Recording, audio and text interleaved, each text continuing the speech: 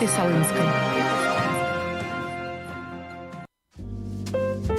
Госці ў студыі.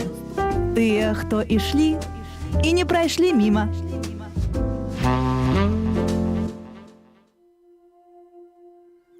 Хвала Христу, паважаныя радыёслухачы, у эфіры праграма «Госці ў студыі».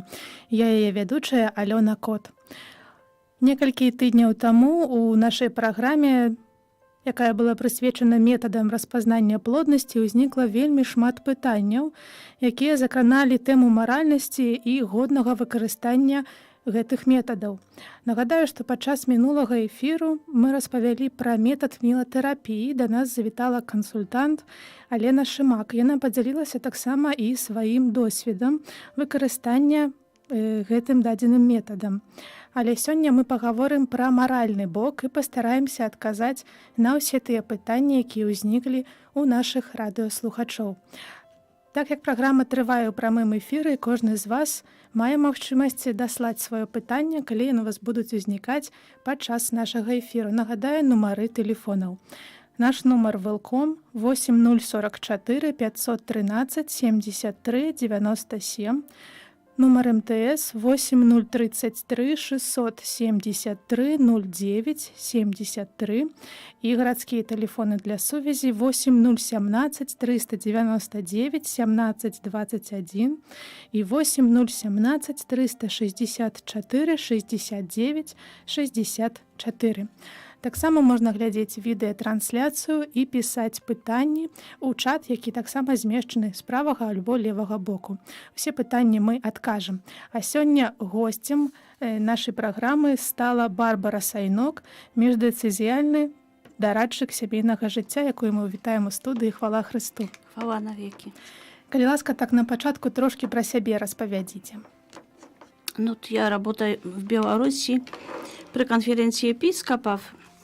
С самого начала, как мы основали Раду по справам семьи, это было около 2000 года, мы начали работу с семьями, а уже в 2005 году издали книгу, которая говорит всем, как работать с семьями в католическом костеле.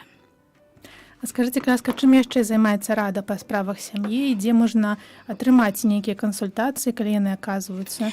Рада по справам семьи, она работает по всей Беларуси, делая программы, хотя недавно мы проживали духовное усыновление, это именно работы Рады по справам семьи, которая издает, и тогда обращается к верующим, чтобы молились за нерожденных детей, чтобы они родились. Мы организуем конгрессы, и в этом году в июне будет тоже семейный конгресс «Родители и дети». Мы ведем 2 школы, на самом деле называется «Курсы семейной жизни», одно в Гродно, другое в Минске. Организуем реколлекции, обучаем будущих семейных консультантов, учим их психотерапии. Так что много вопросов, и каждый год планируем, что еще можем сделать для семьи. Дякую вялікі. Акурат вось сёння вы завіталі да нас у студыю, каб таксама сямейным парам не толькі дапамагчы ў такой вельмі важнай тэме, як планаванне зачацця. Калі мы кажам пра гэтую тэму, адно з такіх вострых пытанняў, якое ўзнікла падчас эфіру, гэта пытанне, як не пераўтварыць гэтыя метады распазнавання плоднасці ў натуральную кантрацэпцыю. Калі ласка, спачатку, можа, ввогуле пра само слова кантрацэпцыя, чаму касцёл кажа не, і чаму нават гэтае значэнне натуральная кантрацэпцыя мы не выкарыстоўваем. Мы верим, что Бог сотворил человека, а знаем, что Бог что делает хорошим. Если дал ему возможность передачи жизни, значит, плодность – это здоровье. И если что-то надо лечить, то бесплодие. А забирать здоровому человеку здоровье, значит, плодность – это против 5 заповеди «Не убивай». Поэтому мы можем жить согласно с плодностью, так как ведем, например, здоровый образ жизни. Так, глядзіце. Мы разумеем, што гэтыя метады даны нам для таго, каб дапамагчы тым сем'ям, якіх ёсць праблема з зачаццем, каб атрымалася гэта. А чаму вось ці ёсць такія сітуацыі, калі мы можам выкарыстоўваць гэтыя метады тым, каб затрымаць гэтае зачацце? Ці ёсць такія ситуации, згодна з вучэннем Касцёла? Костел учит, что человек должен быть ответственным. Учил всегда, потому что если Бог дал ему разум и свободную волю, то вольная воля равняется ответственной. Значит, человек будет отвечать за выборы. Имеет разум, чтобы познавать, и волю, чтобы выбирать. А если выберет, то несет перед Богом ответственность. И поэтому то, что человек может сделать, о чем говорит Папа Павел VI в энциклике «Humanae Vitae» «Человеческая жизнь», то говорит: включи свой разум, учись себя, посмотри на свою биологию, которую Бог тебе дал, так говорит в 10 пункте, который называется «Ответственное родительство». Посмотри на себя, можешь познать, познай свой организм, как работает, и живи в согласии с ним. Значит, сознательно выбирай момент зачатия. Потому что это не все равно, когда начинаем ребенка. Если начинаем ребенка в ситуации, что человек болеет, например, заболел воспалением легких, имеет высокую температуру, это не очень хороший момент для зачатия и для здоровья будущего ребенка. Падаецца, там увогуле не будзе весці нават гаворка, не да гэтага будзе.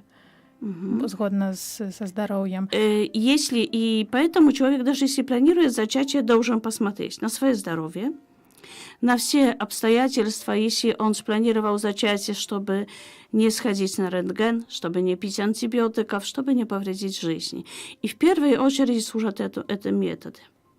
А второй, смотря на это, если есть какие обстоятельства, которые бы помешали здоровью зачатия ребенка, то надо на время отложить. И такой причиной может быть хотя бы заболевание. Человек заболел раком, женщина заболела раком, надо принимать химиотерапию. И в эту минуточку неразумно было бы начинать человека, чтобы химиотерапия его убила. Хотя в наши времена тоже интересно, что если женщина беременна, даже принимая химиотерапию, уже есть возможность спасти ребенка, но не всегда получается. Но нет смысла рисковать. Бывают такие ситуации, это называют экономическими. Чаще всего люди говорят экономические, как самая главная причина абортов, это 70% абортов это по экономическим обстоятельствам. Коли не хапая денег считают, что не имеют денег. Но это субъективная оценка. Но может быть ситуация, что на самом деле оба потеряли работу и ждут. Или студенты заключили брак. Еще не время, чтобы начинать ребенка в стрессе перед экзаменами.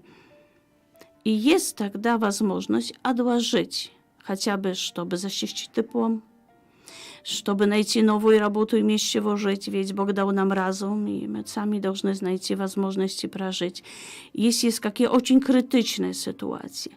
Проблема в том, что многие люди называют проблемам материальным то, что проблемы материальной нету. Такой маленький пример из моей жизни. Приходят молодые люди, готовятся к браку. Спрашиваю, когда вы планируете детей? О, мы очень бедные, мы пока не планируем. Это было время, когда у меня еще мобильника не было, и мало у кого было. Но они вытягивают очень дорогой мобильник. Я их потом отвожу к дверям, я вижу, в какую машину садятся, и говорят, у нас пока нет материальных возможностей иметь детей. Поэтому тут нужна очень великая честность. Глядзі, але ўсё гэта залежыць ад таго, як знайсці гэтую грань, вось нават гэтую матэрыяльную. Ну, вось вы кажаце, студэнты, добра, не маюць працу, добра, хвароба, добра, але ёсць яшчэ іншых шмат сітуацый, калі, напрыклад, не ведаю, там здараецца такое, што ты разумееш, што два дзіцёнкі для цябе ўжо цяжка, ты эмацыянальна выгараеш. Это так само дотычить вось гэтай тэмы? Это не дотычить, это дотычить того, что супруги должны делать что-нибудь со своим супружеством. Это значит, что они должны... Вы знаете, это очень интересно. Если берем энциклику Humana Vitae, то перед ответственным родительством есть 9 пункт, и он говорит, черты и требования супружеской любви. Говорит об этом, чем есть супружеская любовь, и какие требования, что они должны делать, чтобы любовь между ними росла. Если увеличивать любовь между супругами хватает сил и терпения на детей, чаще всего не хотят детей люди, которые не работают на любови в супружестве. И первое задание, об этом говорит Ян Павел II в такой адхортации «Familiaris Consortium» о заданиях христианских семей. Он говорит, первое задание – это есть строить близкие, хорошие, теплые отношения, любовные мужа и жены. И на самом деле, если строить это личные отношения постоянно, то эта любовь очень хорошо расширяется на детей.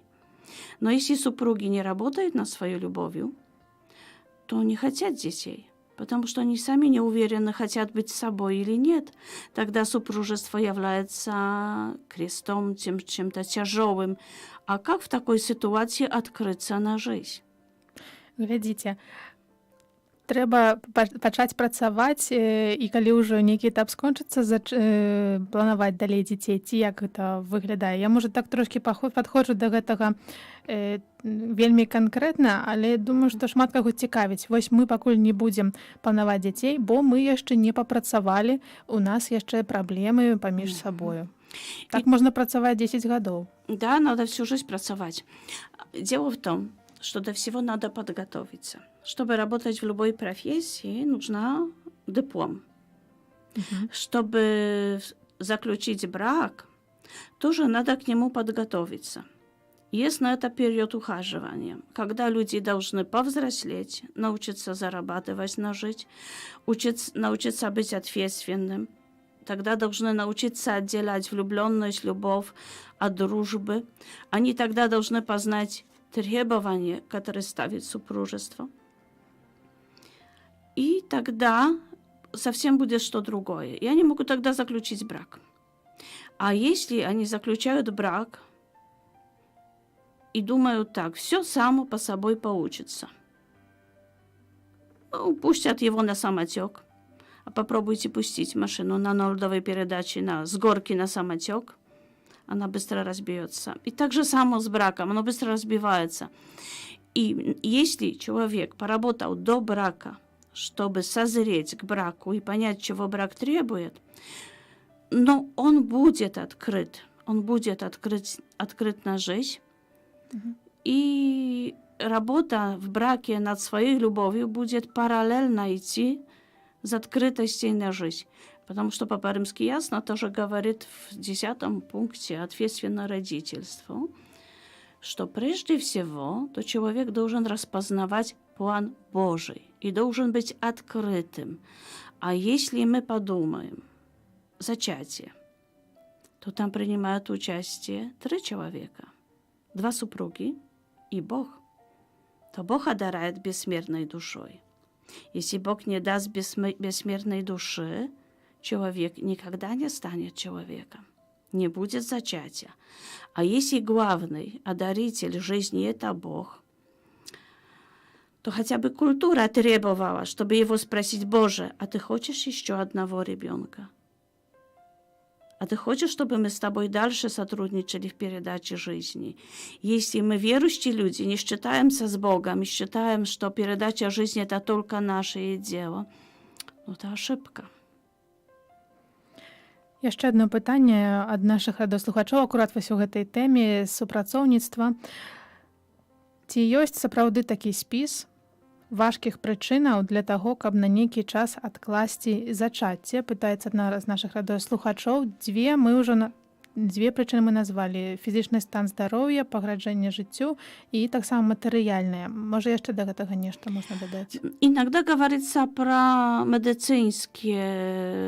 медицинские такие показания, каким является, что угроза жизни матери или ребенка. Но это может быть причина для того, чтобы отложить зачатие, а не для того, чтобы решиться на аборт. И тут огромная дискуссия на эту тему, чья жизнь важнее, ребенка или матери. Ёсць адназначны адказ. Есть однозначный отказ. Одна и вторая спасаем обе жизни. Однозначно. Но если мы знаем о таких угрозах, конечно, тогда должны также обратить на это внимание. И тут тоже очень много есть таких вопросов, на которых нет ответа. Моя знакомая работает именно с женщинами, которые имеют показания к аборту по медицинским показаниям. И то, что она делает, это ищет хороших врачей. И все эти дети рождаются, хотя по-человечески могло бы быть совсем по-другому. И что еще интересно, что потом оказывается, что эти дети очень талантливые. Не знаем ответа на этот вопрос, почему, но опыт показывает. Поэтому чем больше веры, чем больше борьбы за жизнь каждого человека. Ну, конечно, если здоровье ясно, доктор говорит, теперь нет, это не значит, что никогда нет. Это значит, теперь нет. Ну, глядзіце, дактары розныя ёсць і часамі кажуць, направляюць жанчыну самі на аборт. Это правда, но никто не имеет права делать аборт. А медицина должна спасать, а не убивать. И на самом деле, с медицинской точки зрения, любая беременность, даже такая беременность супер-супер-супер, тоже по-разному может закончиться. Мы никогда не знаем ответа, как она закончится. Поэтому мы ведем наблюдение, помогаем. Медицина должна лечить. Дзякуй. Калі мы трываем яшчэ вось у гэтай тэме наконт натуральнай кантрацэпцыі. Сустракаюцца такое паняцце, кажуць і людзі свецкія, чытаем мы такія артыкулы. Ці гэтая фраза, яна згодна з вучэннем Касцёла? Абсолютно нет. То есть, что еще раз уже об этом говорила, что плодность – это здоровье, и уничтожение плодности – это уничтожение здоровья. Контрацепция – это против зачатию. Мы не можем действовать. Костел говорит о чем-то таким, как моральность супружеского акта. Об этом тоже говорит Humanae Vitae. И тогда некоторые говорят, каким правом Костел может говорить, это дело супругов, это их не постель, что там, зачем залезать. Но если у человека есть вольная воля, то все, что он делает, является моральным или неморальным. И любой выбор, он есть моральным или неморальным. Когда он неморальный? Когда против этого, что сотворил Бог. И чтобы это понимать, тогда Костел поясняет, чем на самом деле есть супружеский акт. И тогда называет два его предназначения, с которым, наверное, каждый будет согласен. Первое – это, что должен увеличивать любовь в супружестве. Если он не увеличивает любви в супружестве, то он не моральный, даже если в супружестве. А второе – должен иметь в виду потомство. Это не значит, что за каждым разом должен быть ребенок. Но если он будет, то мы его примем. Принимаем с рук Божьих каждого ребенка. Если кто-то с самого начала говорит, не хотим никаких детей, то это уже есть контрацепция, и это неморально.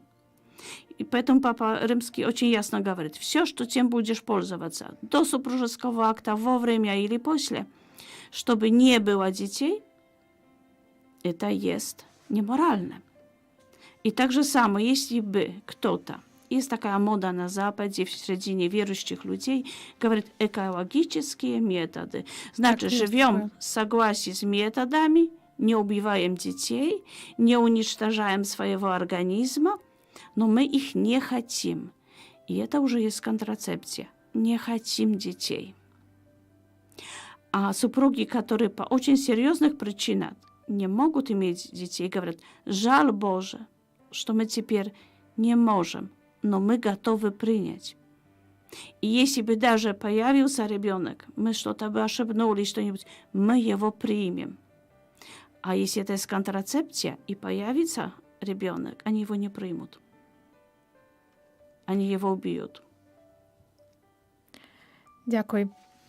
Наступнае пытанне, але вось вы ўжо амаль што на яго адказалі, можа толькі так адным сказам удакладніць нашы радыёслухачкі, ці існуюць выпадкі, калі касцёл дазваляе іншыя метады кантрацэпцыі, напрыклад, у сувязі з пагрозай жыцця маці у выпадку зацяжарвання пасля шматлікіх аперацый кесарава. Калі так, ці існуе канкрэтны спіс такіх выпадкаў, бо часам меркаванні святароў ці тэолагаў адрозніваюцца. Дзякуй.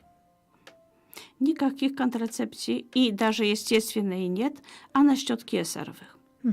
У нас существует такой миф, что 2 кесарева и больше нельзя. Но на самом деле рубец после операции такой же сам, как после каждой операции. Конечно, мы всегда боимся об этом, чтобы матка не лопнула, потому что она уже не такая эластичная и так далее. Но опыт моих друзей-гинекологов показывает именно в Польше, что делали по 7 кесаровых, и все в порядке. Я ведаю асабіста дзяўчыну, якіх пасля 2 кесарава трэцяга нарадзіла сама. Канешне, мне падаецца, што гэта адказнасць дактароў, якія не хочуць браць яе на себе. Я скажу так, есть показания кесаровым, которых иногда надо сделать, потому что у меня тоже медицинское образование есть, и буду защищать их, потому что есть показания. Но теперь в наши времена есть мода на кесарево. И боясь боли, женщины решаются на кесарево там, где не должны этого делать. Есть страх перед родами. Но еще, кстати, могу добавить, что мы ведем раз в году школу родов для инструкторов, где учим, готовим людей, как подготавливать супружеские пары к родам, чтобы не боялись, и чтобы кесарево не были нужны. Но есть такие показания, где это необходимо, но это 100%. Можно сделать их намного больше, чем 2. Но, конечно, надо ухаживать за женщиной, надо более брать ее под опеку. И я бы тоже боялась, если бы женщина после кесарева сама рисковала нормальными родами. Это должно быть решение доктора. У супрацоўніцтве. Да, но решение доктора, потому что это после кесаревых это намного труднее, хотя и сама тоже знаю достаточно много ситуаций, когда после кесаревых потом есть нормальный род. Дзякуй. Яшчэ у нас ёсць пытанне ад нашых радыёслухачоў. Я сёння з'яўляюся такім перадатчыкам пытанняў ад слухачоў да спецыяліста. Кажуць пра тое, што і задаюць такое пытанне, ці будзе грахом карыстанне прэзерватывамі. Вы ўжо адказалі на яго, але тут вось такі довад. Калі муж і жонка маюць праблемы са здароўем, некалькі цяжарнасцяў да гэтага скончыліся выкідышам, і у православных это дозволено. Да, в костеле не дозволено, хотя по-разному некоторые пытаются пояснить, теперь вам поясню почему. Первых, что все, чем мы пользуемся до, во время и вне супружеского акта, является неморальным впервые. Во-вторых, презерватив не защищает от зачатия, потому что любой сперматозоид может пройти. Но что делать женщине? Об этом никто не говорит. Что это есть очень аллергический материал. И у женщины в родных органах появляется аллергия. Аллергия – это значит воспалительный процесс, это значит появляется жидкость, это значит еще появляются измены среды из-за химических препаратов, которые добавляют до презерватив. И у такой женщины есть постоянный воспалительный процесс. Очень просто, если гинеколог смотрит, то видит, что у которой женщины были презервативы. И это почти не вылечить, потому что за каждым разом этот процесс поновляется. И, конечно, постоянно воспалительные процессы – это есть начало раковых заболеваний шейки матки. Если муж любит свою жену, не предложит ей этого. Тем более, что на самом деле зачатие возможно только 12 часов в течение месяца. И проще понаблюдать и отложить зачатие, если на самом деле есть угроза выкидышей, чем еще до одного заболевания добавлять своей жене еще одно заболевание. Пусть еще страдает больше. Дзякуй. І да гэтага яшчэ адно пытанне, калі дзеці пагодкі, адзін, два, першы, другі, трэці, і жанчыне патрэбен час, каб восстанавіць свой арганізм, ці таксама карыстаючыся гэтымі сродкамі, гэтымі метадамі натуральнага распазнавання фертильнасці, распазнавання. Я стараюся пазбягаць гэтага слова натуральнай кантрацэпцыі, бо мы ўжо ведаем, што гэта не згодна, таму і падбіраю іншыя словы. Ці можна такім выпадку гэтым карыстацца, ці гэта будзе апраўдана? Да, я об этом забыла вам сказать. Женщина после родов требует около 2 года, чтобы организм восстановился. И это оправдано, что в этот час... Да, и этот час 2 года, поэтому раньше, когда не было естественных методов планирования семьи, таких не знали мы распознавания семьи, я не люблю этого, то люди жили согласно с природой. Значит, женщины кормили грудей детей. И кормили обычно до 2 лет. И тогда плодность возвращалась около 2 года после рождения ребенка. Если посмотрим на семьи, которые там раньше, то на самом деле рождались дети через 3 года. 2,5 и 3. Потом, и это было хорошо. Поэтому после родов 2 года женщине необходимо дойти до себя. Но католик, если не посмотрел на это, если не наблюдал за собой, и появится ребенок даже пару месяцев после рождения, то он его принимает. Потому что он принимает каждого ребенка. Хотя это нехорошо для женщины, но он принимает. Але карыстацца методами можно. Да, и я думаю, что это очень полезно. И это одна из важнейших причин, потому что не все равно даже для следующего ребенка, в каком состоянии была мама. И для женщины, которая рождает следующего ребенка слишком рано, тоже усталость, нехватка сил, связана с тем, что организм истощен, также влияет на то, что она потом будет готова иметь или не иметь следующих детей. Калі да гэтага мы дададзім, напрыклад, што было неразвіццё плода і трэба было зрабіць аперацыю, гэта таксама яшчэ можем мы адкладаць? Я бы над этим задумалась, потому что значит недоразвитие плода. Если ребенок умер, и умер под сердцем мамы, и тогда была чистка, то, я думаю, около года нужен перерыв. А недоразвитие плода – это не причина, чтобы делать аборт. Это значит, если он выжил или умер. Почему? Мы бы хотели, чтобы в каждый день точно соответствовало этому, что доктор пишет, что должно появиться у ребенка. А каждый ребенок развивается чуть-чуть по-другому. Какой ребенок быстрее, кто-то медленнее, потом догоняет. Поэтому с этим надо быть очень осторожным. Дякую. Яшчэ одно пытанне. Дзе можна знайсці такіх спецыялістаў, якія могуць дапамагчы к родам пасля кесаревага, і дзе можна навучыцца метадам распазнання плоднасці? То, можа, спачатку на першае пытанне адкажыце. Метода можно научиться на наших семейных консультациях, которые есть и при Червоном костеле, не знаю, как тут в катедре, но при каждом большом костеле должен быть. Если нет, есть духовное усыновление, и там на обратной стороне есть телефоны людей, которые работают в Раdzie по справам семьи, диецезиальных дорадчиков семейного жития, и каждый дорадчик своей епархии знает, кто уже это умеет делать. Потому что это чаще всего абсолвенты нашей школы семейного жития. Но поэтому там есть данные все телефоны, чтобы можно было найти дорадчика, позвонить и спросить, где в поблизости есть такой человек. То бок атрымліваецца, што калі хтосьці не мае гэтай брашуркі, то як можна яшчэ... Может зайти на Католик Бай, там есть рады, есть конференция епископов, рады там описаны, и тоже есть телефоны. На Гроднентис Бай тоже есть показаны телефоны.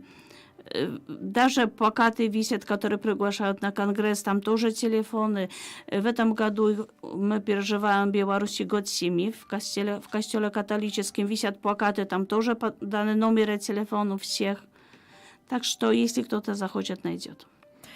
Калі сужонкі, яшчэ мы вернемся да пытання пра Кесарава, і вось у гэтым трываючы, калі сужонкі рыхтуюцца да сакраменту сужанства, хто вядзе гэтыя кансультацыі? Должен вести ksiądz, который со стороны костела рассказывает, семейный дорадчик, который учит естественным методом распознавания фертильности, и должен быть, если он или еще другой консультант, который должен отвечать на вопросы семейные, значит, про любовь, про все, про задания христианской семьи и так далее. Так, я акурат вось пытаюся пра тое, што ці тыя людзі, акурат кансультанты, пра якіх вы кажаце, даюць гэтыя кансультацыі, кансультуюць сужанкаў перад шлюбам. Если они закончили нашу школу семейной жизни, да, можно попросить, у них диплом должен быть, и они имеют право это делать. Атрымліваецца, што маладыя так ці іначай пройдуць да гэтага, але як быць з тымі, хто ўжо некалькі гадоў у шлюбе, але толькі зараз даведаўся пра такія методы? Так же само может обратиться, может договориться с консультантом, что хочет индивидуально поговорить, и просто обратиться по телефону и договориться. Дзякуй. І тое першае пытанне яшчэ, якое было ў нас, дзе можна знайсці спецыялістаў, якія могуць дапамагчы кродам пасля кесаравага. У нас много людей закончило эту школу для инструкторов, которые ведут школы родов. И они имеют информацию о докторах, которые также вместе с нами учились и которые могут помочь. Но не хотела бы говорить про фамилии и так далее. Але можна звярнуцца Можно и да вас. даже и до меня я найду такого человека, с кем можно пройти консультацию. Дзякуй. Вы кажаце пра школу сямейнага жыцця, некалькі словаў пра курсы, некалькі словаў, чым займаецца і хто туды можа трапіць і якімі спецыялістамі адтуль выходзяць. Курсы семейной жизни, они длятся 3 года. Раз в месяц встречаемся на всю субботу и половину воскресенья. И кто закончит, он может именно готовить людей к браку, может помогать, может учить детей и молодежи в области семьи. А некоторые из них еще заканчивают, если все учатся, только некоторые сдают экзамены на учителей естественных методов распознавания фертильности. Может попасть почти каждый, от студентов до пенсионеров. У нас есть люди, несмотря на вероисповедование, у нас разных вероисповедований люди есть, кто только желает, имеет шанс. Мы всегда даем объяву на Catholic By. Из октября начинаем и кончаем июнем. 3 года, конечно, есть экзамены. Ну, и это экзамены чуть-чуть людей пугают. Они бы с радостью послушали, но без экзаменов. Но без экзаменов не получится. А ці можна прайсці просто на нейкія выбрачныя лекцыі, напрыклад, по тому ж натуральному методу распознания плодности? Можно. Есть у нас свободные слушатели, надо обратиться тогда к нам, чтобы мы поговорили с человеком, чего он хочет. И не на все предметы, но на большинство можно быть свободным слушателем. Прийти послушать, посмотреть.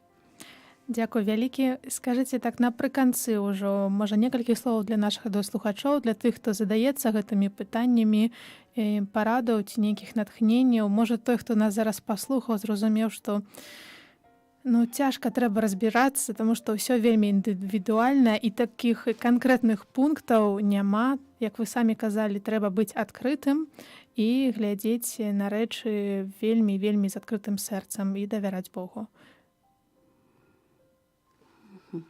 Зворот до слухачоў наших. Мне кажется, что супружество – это очень важное дело. И если хотим хорошо прожить супружество, то надо бы хотя бы понять, какие есть этапы супружеской жизни и что на каком этапе надо делать. Какие есть задания, которые надо выполнить, какие трудности, с которыми надо справиться. Потому что если перед нами будет ответ на эти вопросы, проще нам будет жить. И проще будет увеличивать любовь семьи. Я очень уверена, что там, где много любви между супругами, вопрос про детей вообще не существует. Чем больше любви, тем больше открытости на жизнь. И не поэтому, что Бог так хочет, а поэтому, что самому хочется иметь новую жизнь. Да, я вас приглашаю в школу семейной жизни, чтобы учились. Но если кому была бы надо индивидуальная консультация, то я всегда готова помочь. Дзякуй вялікі. Нагадаю толькі, што ў нас у гасцях была Барбара Сайнюк, міжнародны каардынатар, дарадчык сямейнага жыцця у Беларусі. Дзякуй вам вялікі за размову. А нашым радыёслухачам жадаю ўсяго самага найлепшага. З Богам. С Богом.